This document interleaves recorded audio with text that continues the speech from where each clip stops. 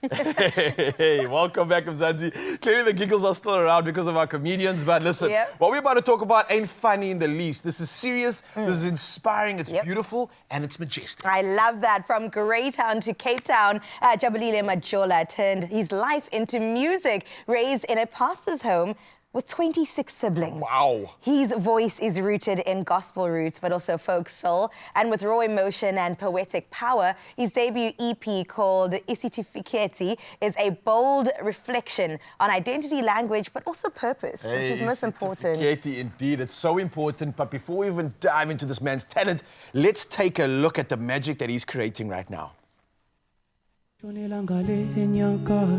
Waphepheteka okwephepha umfana kagogo nomoya tsula salgas isazodlula inganya isazowela gala tsula salgas isazodlula inganya isazowela. Ladies and gentlemen, hands together, Jabulile Majola. Bro, you don't need to clap. We're here to clap for you.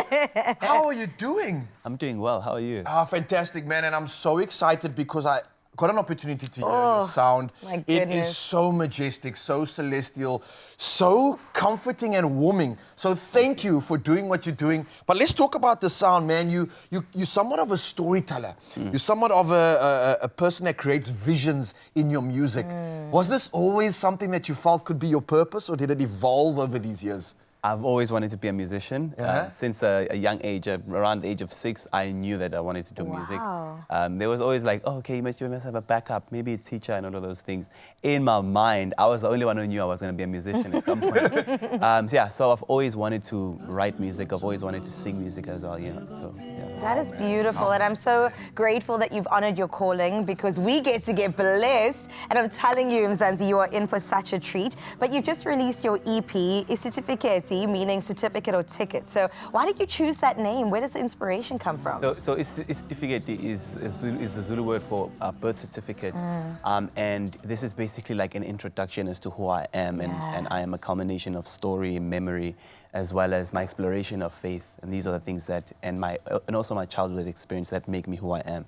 And so it's basically talking about that, but then basically introducing it to the world. Right, and that's a daunting task, because you're literally making yourself vulnerable to the world. And you're putting out the raw you in the form of music.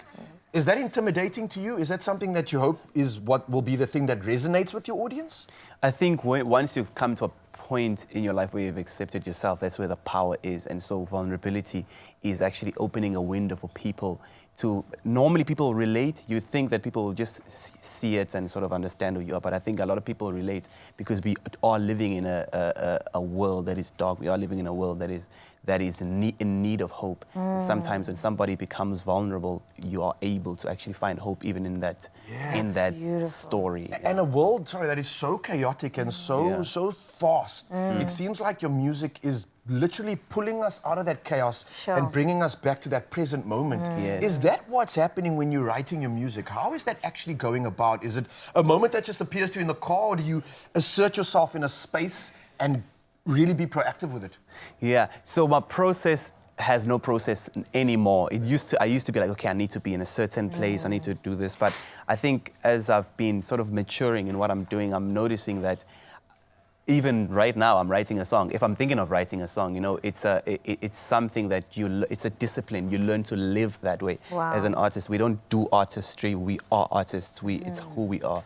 And so even the experiences, maybe whether it's an amazing experience or the worst experience, we are being artists in it, and actually in the way in which we live, in the way in which we express ourselves, even in that, and how we process it as well. Ooh, mic drop. The words coming out of his mouth is just foreshadowing into the journey he's going to take you on in just a bit. We'll also find out if his 26 siblings approve of this album or not. But now, though, that first hour is wrapped on the great note. Let's get into some news to get kick-started for hour 2.